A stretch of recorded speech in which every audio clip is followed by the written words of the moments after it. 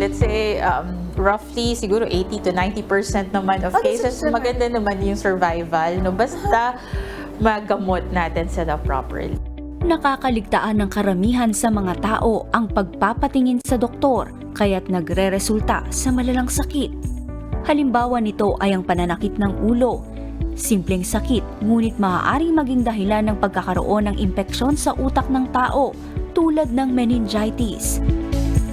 Ayon sa espesyalista, maaari ring magkaroon ng non-infectious type of meningitis ang isang tao dahil sa mga iniinom na gamot at iba pang kondisyong medikal.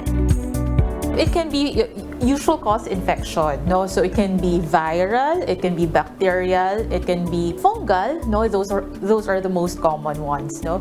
But then sometimes pwede rin naman it can be drug induced or it can be pwedeng sa mga medical conditions, no? So there are very different reasons for having meningitis. Tas yung iba naman, let's say may lupus, no? Yung may mga conditions sila, medical conditions that can also cause non-infectious type ng meningitis.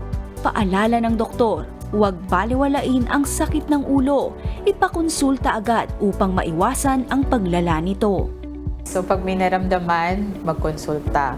Kapag especially yung mga headaches na sobrang severe, yung iba talaga 10/10, pumunta na po kayo sa ER, no? Wag na mag-atubili.